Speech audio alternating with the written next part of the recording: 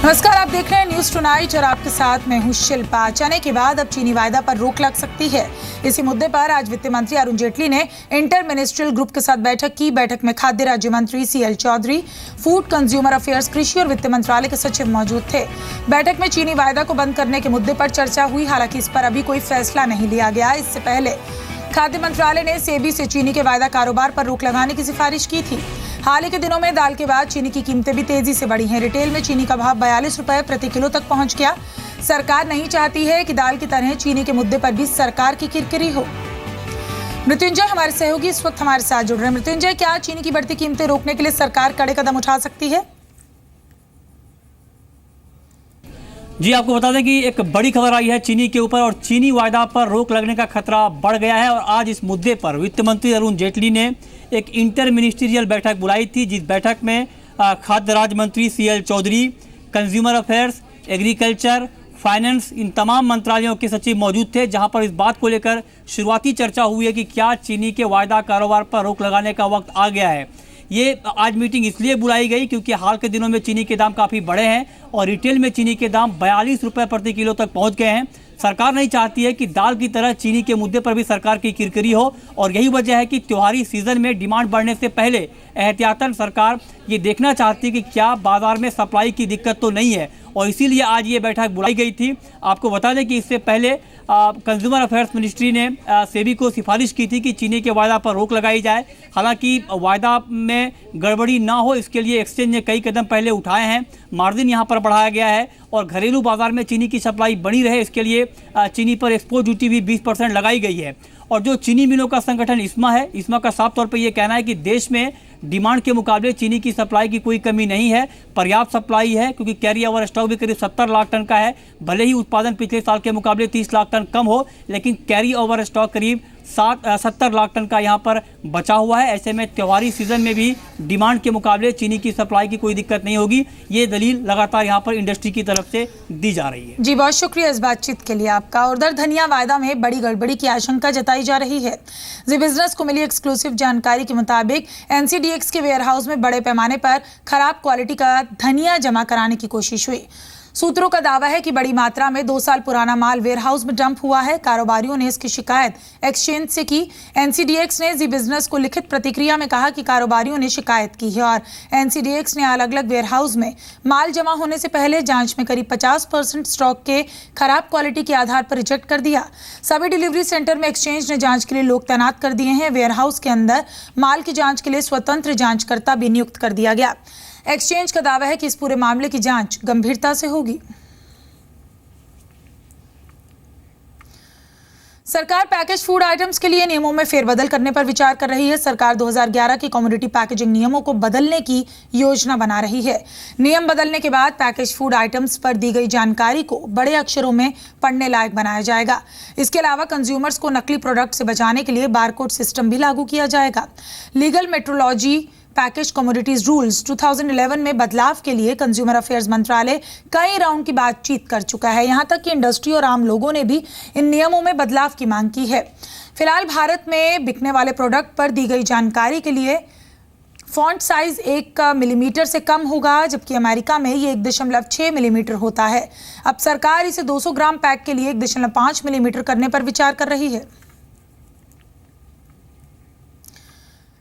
सरकार black money पर लगाम कसने के लिए जल्दी बड़ा कदम उठा सकती है। सरकार 3 लाख रुपए से ज्यादा के कैश ट्रांजैक्शन पर बैन लगाने जा रही है। इतना ही नहीं, कंपनी और इंडिविजुअल्स के लिए कैश रखने की सीमा भी 15 लाख रुपए तय हो सकती है।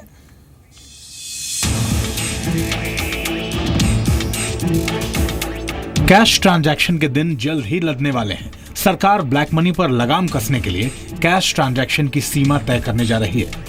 सुप्रीम कोर्ट की तरफ से बनाई गई स्पेशल इन्वेस्टिगेशन टीम यानी SIT के सुझावों के बाद सरकार 3 लाख रुपए से ज्यादा के कैश ट्रांजैक्शन पर बैन लगाने जा रही है। साथ ही सरकार कैश रखने की सीमा भी 15 लाख रुपए तय कर सकती है। SIT ने ही कंपनियों और इंडिविजुअल्स के लिए कैश रखने की अधिकतम सीमा 15 लाख रुपए करने की सिफारिश की थी। हालांकि कैश रखने की सीमा तय करने का उद्योग और व्यापार जगत भारी विरोध कर रहा है।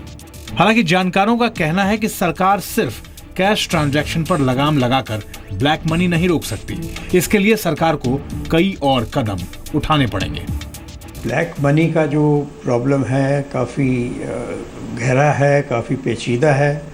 उसके समाधान करने के लिए केवल कोई एक रास्ता नहीं हो सकता। सरकार को मल्टीपल फ्रंट्स पे काम करना पड़ेगा।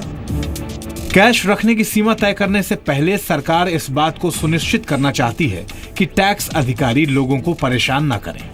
3 लाख रुपए कैश ट्रांजैक्शन की लिमिट तय करके सरकार बैंकिंग सिस्टम के जरिए ट्रांजैक्शन को बढ़ावा देना चाहती है। क्रेडिट, डेबिट कार्ड, चेक या ड्राफ्ट के जरिए ट्रांजैक्शन होने से टैक्स की चोरी रोकी जा सकेगी। साथ ही ब्लैक मनी पर लगाम लगाने में भी मदद मिलेगी। वित्त मंत्रालय प्लास्टिक मनी के इस्तेमाल को भी बढ़ावा देने की कोशिश कर रहा है। ब्लैक मनी के खिलाफ लगातार अभियान चलाने के बावजूद टैक्स अधिकारियों ने ज्वेलरी और कार खरीद में नकदी के लेन देन के कई मामले पकड़े हैं। अब सरकार कैश ट्रांजैक्शन की सीमा तय करके ब्लैक मनी को जड़ से उखाड़ने की कोशिश करने जा रही है। ब्यूरो रिपोर्ट, जी मीडिया। दवाओं की ओवरचार्जिंग पर एनपीपीए ने गाइडलाइंस बनाई हैं। गाइडलाइंस के मुताबिक ओवरचार्जिंग में शामिल कंपनियों और रिटेलर्स पर कार्रवाई की जाएगी। ओवरचार्जिंग की गई रकम जमा नहीं की तो रिकवरी की प्रक्रिया अपनाई जाएगी। किसी भी ओवरचार्जिंग के केस में 60 दिन में फैसला किया जाएगा और ओवरचार्जिंग की तारीख से 15% ब्याज वसूला जाएगा। कंपनी से एनपीपीए अतिरिक्त रकम और ब्याज वसूलेगी। अगर जानकारी के बाद भी ओवरचार्जिंग की तो रिटेलर भी फंसेंगे और किसी कंपनी को व्यक्तिगत तौर पर सुनवाई का मौका नहीं मिलेगा। गाइडलाइंस के मुताबिक अगर मैन्युफैक्चरर बार बार भेजे गए नोटिस का जवाब नहीं देंगे तो एफआईआर दर्ज की जाएगी।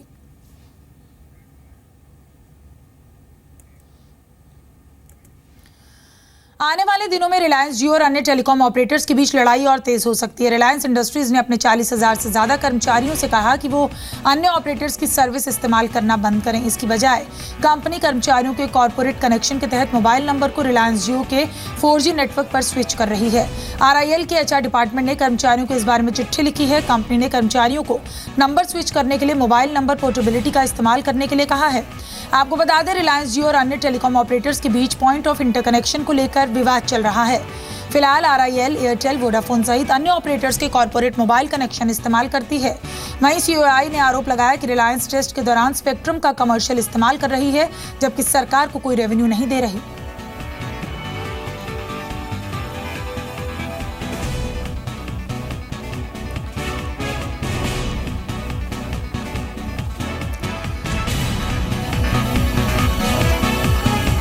असीम हमारे संवाददाता इस वक्त हमारे साथ जुड़ रहे हैं। असीम, ये बताइए कि रिलायंस जियो के इस कदम से टेलीकॉम कंपनीज के बीच विवाद क्या और बढ़ सकता है?